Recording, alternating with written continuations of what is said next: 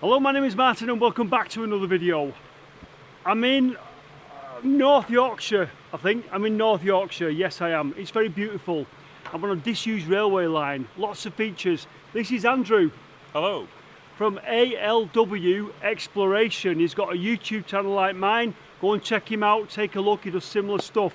Right, so what's the line, Andrew? This is the line of the Malton to Driffield Railway and it runs along here. Malton to Driffield Railway. We'll take a look at it on the map, see where we are.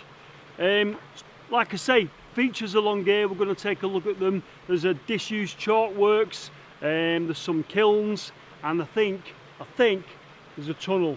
There is a tunnel. There's a tunnel, you'll love it. But you may be able to hear water. Come and look at this, come and look at this. Look at that. Apparently the water used to go down the steps and underneath. It's a natural water course, but somehow it's eroded and it's running down the side there now. If you come this way, it goes underneath the bridge. Watch this.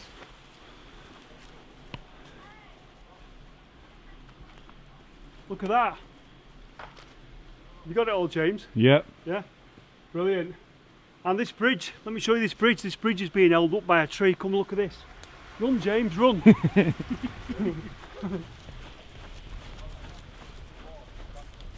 Look, can you see where the crack is and where the tree is against the crack holding the bridge up? Amazing. Let's crack on down this the track bed, and we'll see what we can see. And look who's here. Look who's here with us. He's back. We've not seen him for a while. You alright? So James is back. So let's go and take a look at some of these ace features there, James. Have you got your walking boots on? Yeah. Marvellous. Let's Sorted. go.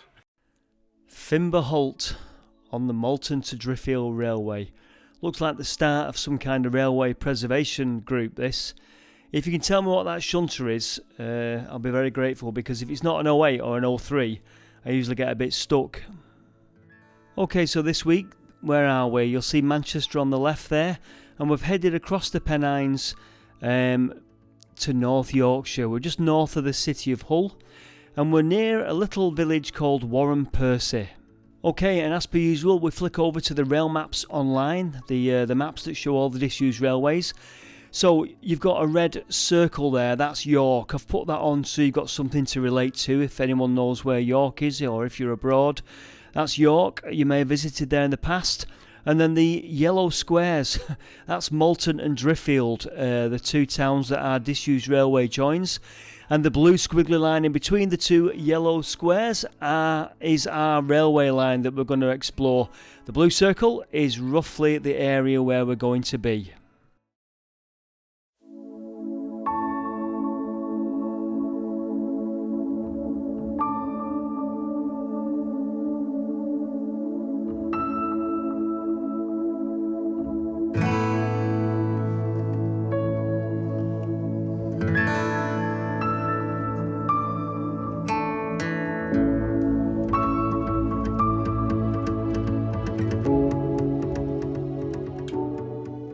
So this is Wharram Chalk Works.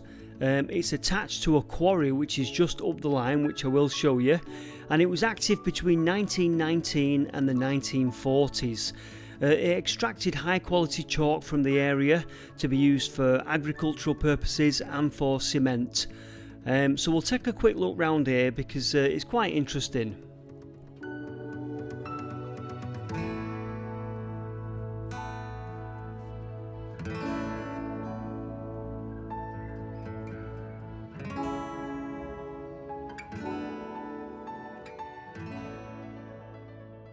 So you can't see, but this was the feed for the chalk works.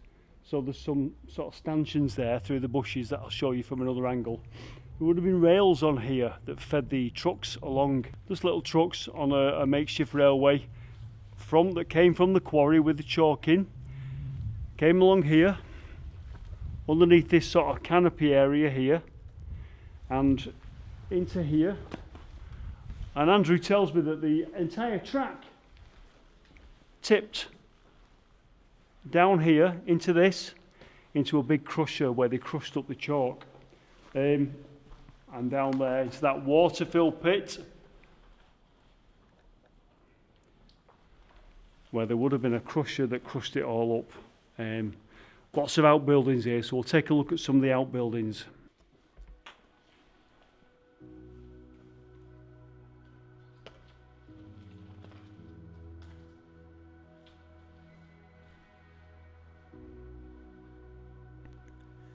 Now apparently after it closed as a chalk crushing plant, this place was used as a pig farm for a while, so it's difficult to work out what's to do with the former chalk plant and what is to do with the pig farm. So your guess is as good as mine, but these little things here on the right are quite interesting. I used to work a folding machine many years ago, not that thing there, this thing here, and it reminds me of the folding machine I used to work, but then again I could be very wrong.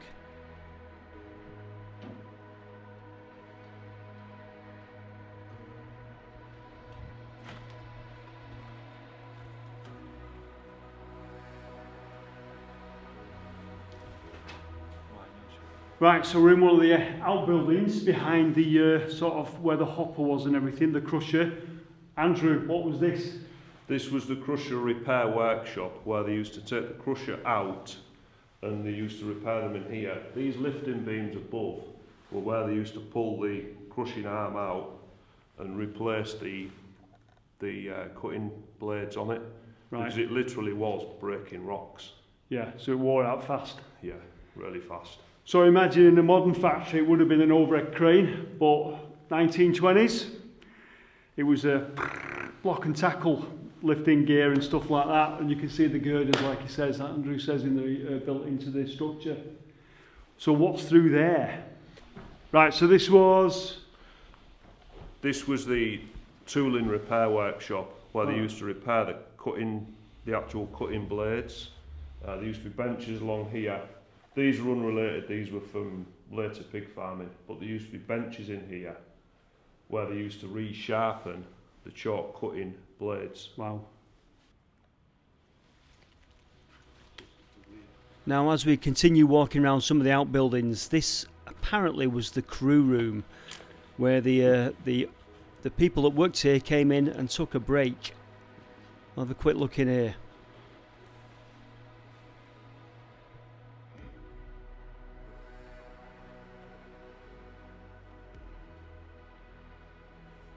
Okay, and finally, remember this bit here. This is where the two railway lines came through and the hoppers were loaded up. In the centre there, you'll see a little room with a window. That was the control room, apparently, and it controlled the mechanism that loaded the trucks with the chalk. It must have been very dusty. So let's take a look inside this little control room.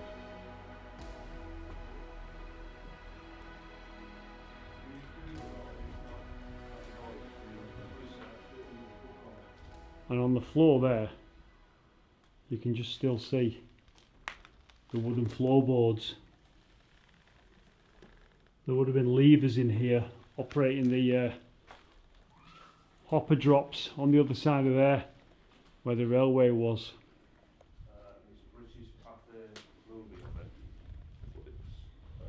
So this is the final stage where the crushed chalk was then loaded into railway trucks. Railway came through here. So this lever was actually attached to chains that will work from the other side in there. Well, basically that's open and you let go and that's closed, and the chalk would have come down here into the back of the truck, but obviously it was operated from in there because imagine it was quite a dusty place. I'm surprised there's not still some chalk left actually, but it was a long time ago. So that's amazing, that. An actual working part still left. And there's one just behind us there, and James, go backwards James, I'll get there, just there like that, see? Can do that. Brilliant stuff. Now this is a very tall building, there's a whole part of it we can't get to, the staircase is long since gone. Here it is from above. I imagine that great big hopper type thing on the top there held the chalk, the crushed chalk, ready for loading. Anyway, as we move on down the track, and we get our aerial view, we are approaching what we think are some kilns.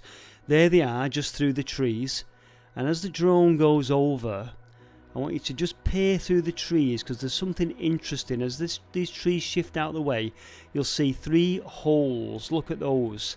We think those are kind of chimneys or vents for what we think are lime kilns. Let's go down and take a look at them. We're on top of those, what we thought were the kilns. It's very bit tricky this, because there's some little shafts here, and I'm going to show you one of them. This is really interesting. Let me just see if I can walk through this undergrowth here. You can't see nothing there, but when I get the camera through there, you'll see this little shaft. So that's it. That's the top of that, what we think is like an oven. Now I don't want to go down there because we're not sure that floor is entirely solid. It's possibly a false floor, so we ain't going down there. But look how old that brickwork is there. The way it's been arranged, I don't know. To me that looks really old. Not sure. That's fascinating. And there's another one here. See there?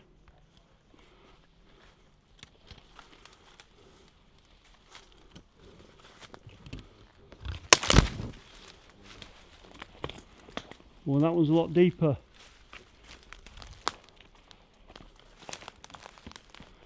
Look at that.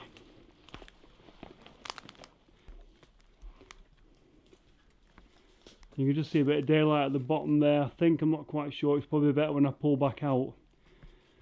Well, it's quite a drop, that. Good stuff, eh?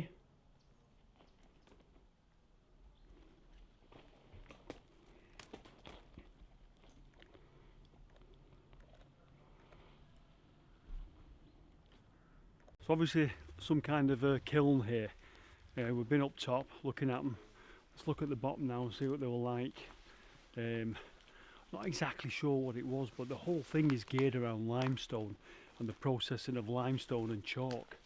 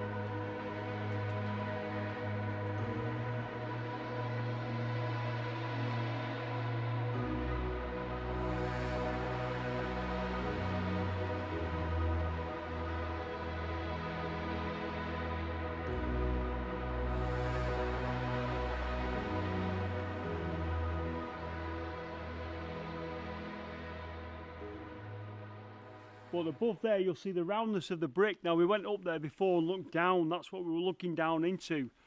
But if you can just make it out, I'll try and get you a closer shot, but you'll see the roundness of those shafts, those kind of like whatever they were, chimneys, exhausters. There's another one there in the bushes that you can't quite see, and that's just half of one, but fascinating place. 1924, would have loved to have seen it when it was actually running at the time. So this is the 1937 Ordnance Survey map. The red arrow is pointing to where the chalk works is. It's just represented there by a few little marks that represent the buildings. Above it there is the quarry, which we're going to take a look at in a moment. On the left there you'll see it says Wharram Percy Village Site of. Well, that's a whole other story that we didn't investigate on this video, but if you want to go look up that, it's quite an interesting story. We're going to stick to the railway line at the moment. The purple arrow is showing the entrance to the tunnel further down, which we're going to take a look at in a moment. But first off, let me just show you the site of the former quarry. And the final thing we'll look at, but the first part of the process, this was the quarry. This is where all the chalk and the limestone was dug out. And this would have had railway sidings in it, and a steam crane it had as well. 1924 or the 1920s, this was in its sort of heyday. And you'll see there's things just under the grass there, remains of things under the grass, and as we fly along there's a square patch here now. This probably would have been some kind of building. I'm only guessing though.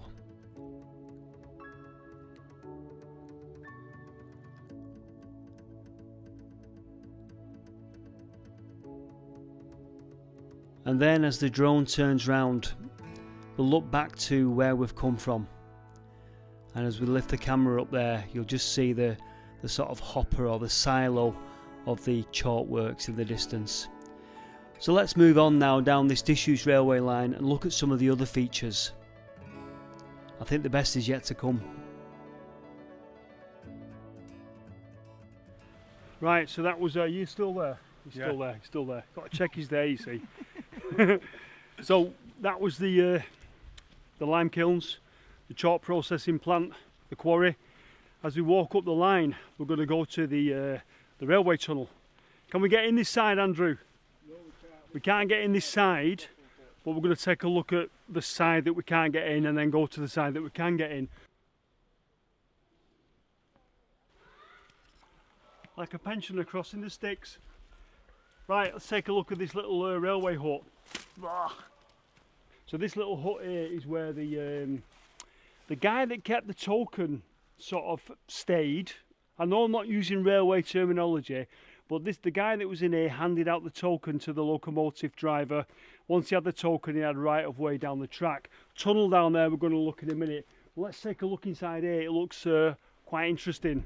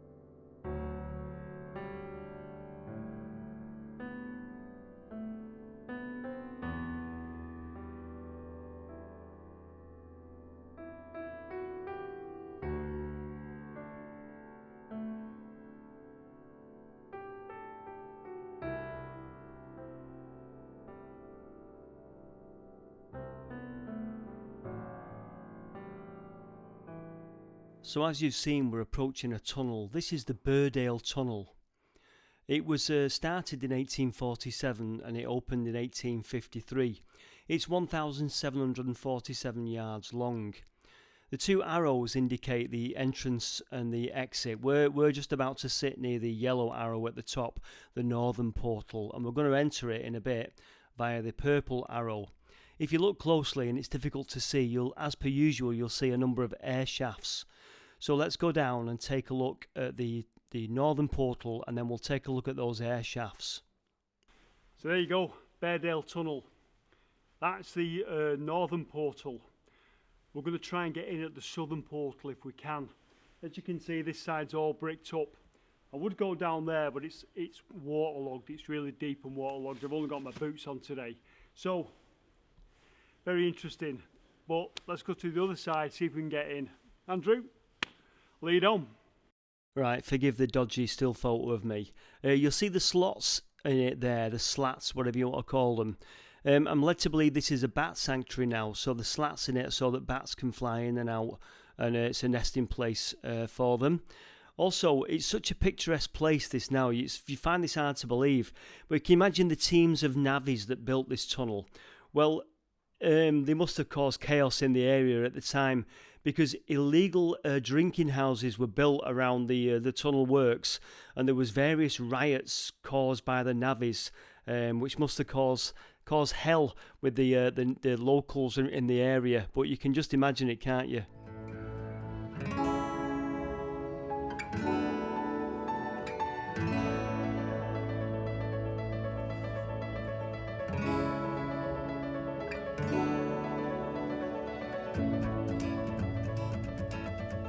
Andrew, what's this?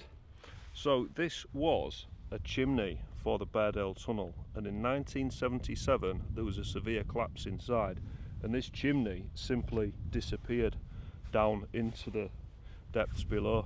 Wow, so when you say chimney, what I think is an air vent, like An air vent for the tunnel, yeah. This was an air vent to let the smoke out and fresh air in. Wow. And it was a brick built chimney, and it simply slipped down into the tunnel below when it all collapsed. Wow.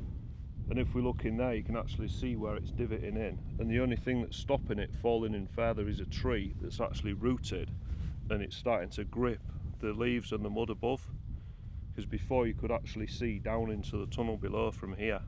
So an entire tunnel vent that looks like a chimney stack has collapsed and fallen down through the hillside into the tunnel down below.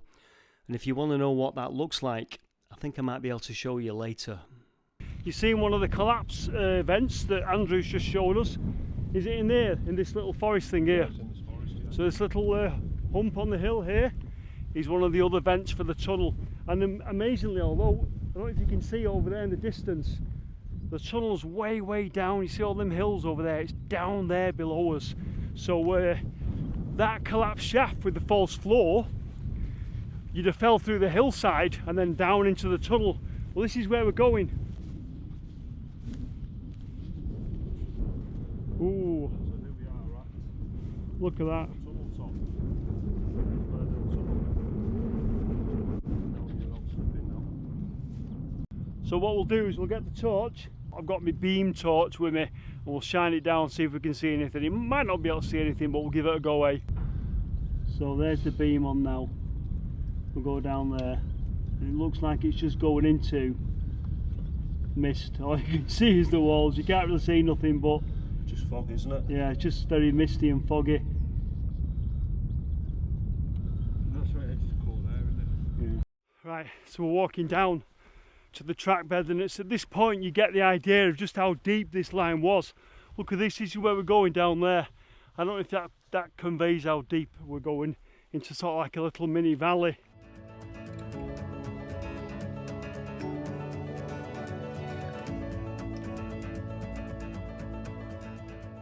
The line closed in 1958, and that's when the tunnel closed as well. Now apparently there's a collapse in there we're going to go and take a look at. I'll give you some dates on the collapses in a moment.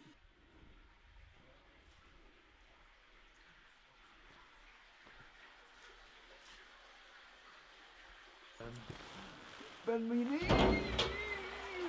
Right.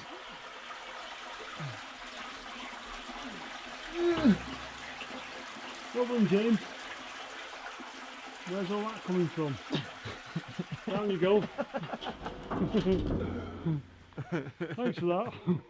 So we're in. So we're inside. We're going to go walk down the tunnel. Halfway down there's a collapse. When did it collapse? 1977. Right. And was there, did you say there was two? There was two collapses. There was another one in 1988. So 1977, 1988, part of this tunnel collapsed. Do we know why? It's because in the winter the water runs through the chalk, and this is a chalk mount, and then the water was sitting on top of the bricks and then freezing and pushing the bricks down. That would have been the original gate. A nice bit of a half stone, half brick there. And it looks in pretty good nick, to be honest with you. Looks in good nick, doesn't it? Yeah. Shine your torch down there, James. Right, so we're going to head to, we're not focusing, we're going to head to just where you can see the light, and then I'm going to tell you something. You can see there the erosion within the tunnel. Nice bit of blue engineering brick there. Look at them. Fantastic.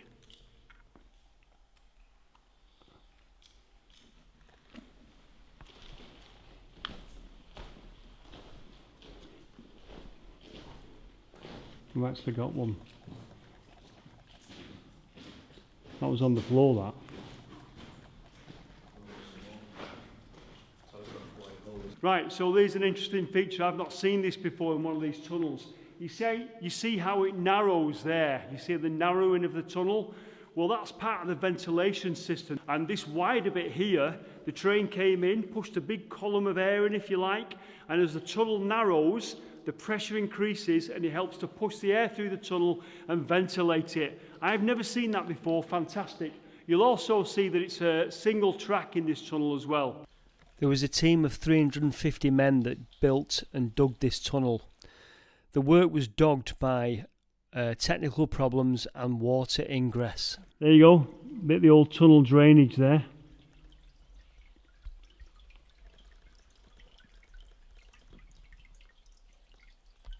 Right, so far as we're walking through this tunnel, I've not come across a refuge. Are there refuges in it?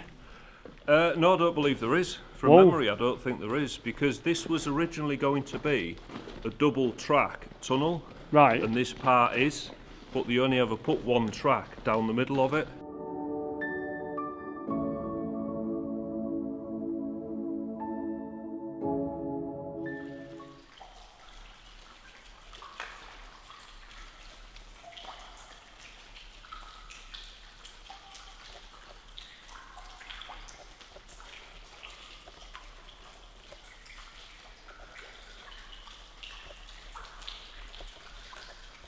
So amazingly, these look like the castings that they've used to build the tunnel. You know, when they put them in the roof and they put the bricks over the top. If I'm right, but they look suspiciously like it to me. If those are the original things, that means that these are donkeys years old. I'll put the date here on the tunnel for you.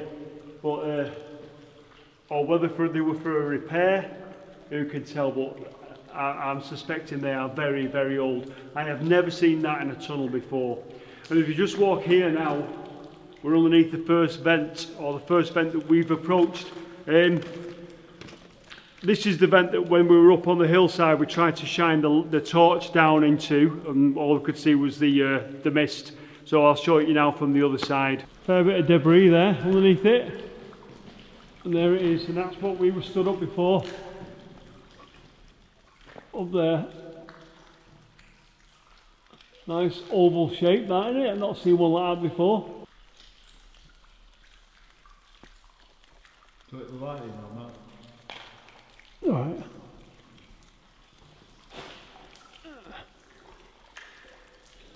What have you found there, James? An old spade. A spade. Mm-hmm. So as we carry on, the tunnel's getting decidedly wetter as we move on. But just up ahead there's something ahead again. And it's intimidating. It's the collapse, and I'm fascinated to go through the water and go and take a look at it. I don't think we're getting beyond that collapse, but let's go up and take a look.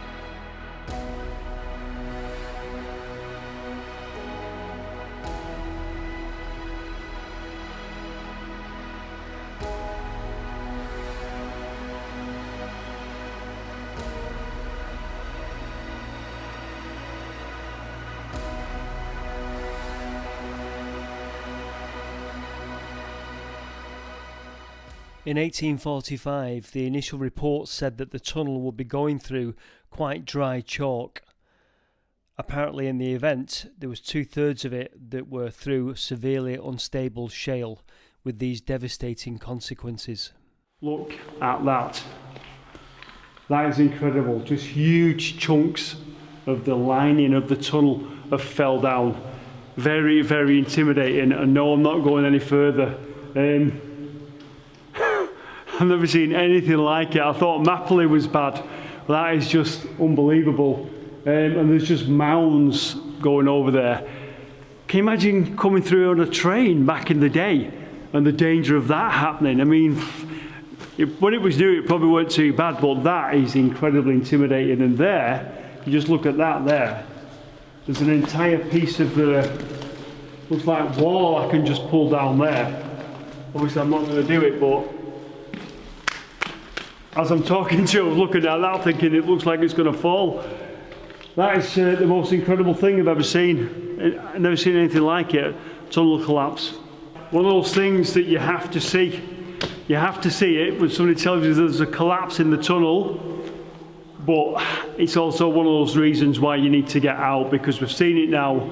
We're going to leave. Of all the tunnels I've come into, I've not brought my hard hat today. I know you'll be shouting at me, but I think if one of those huge chunks of the actual tunnel lining come off on me, a hard hat isn't going to save me, is it?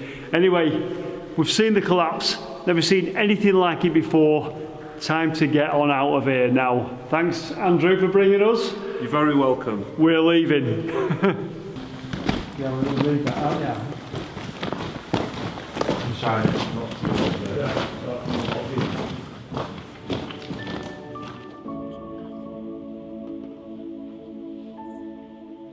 Okay, so if you've watched this far, here's your little bonus. The chalkworks at the start of this video. There is some footage that was filmed in 1933, silent film footage, and it's of the chalkworks in action. And it's on the British Pathé website. I'll put a link in the description to this video, and I'll also pin it to the top comment. Go and take a look, and it will bring everything that we looked at in the chalkworks to life. The steam crane, the sidings, everything. Fantastic piece. So when you've seen us sign out in a second, go and check that out. So there you go. We've come out of the tunnel. It's dark. There's a half a moon in the sky. Time to head on back to Manchester. What a day, brilliant. The Malton to Driffield Railway. Amazing stuff. That tunnel was brilliant. Andrew, thanks very much for taking us. You're very, very welcome. Check out Andrew's channel, ALW Exploration. James, Sorted. why have I got an egg sandwich in my pocket? For me. Is it yours? Right. Thanks very much for watching. Take care, and I shall see you next time in the next video. Bye for now. See you, mate. Bye-bye.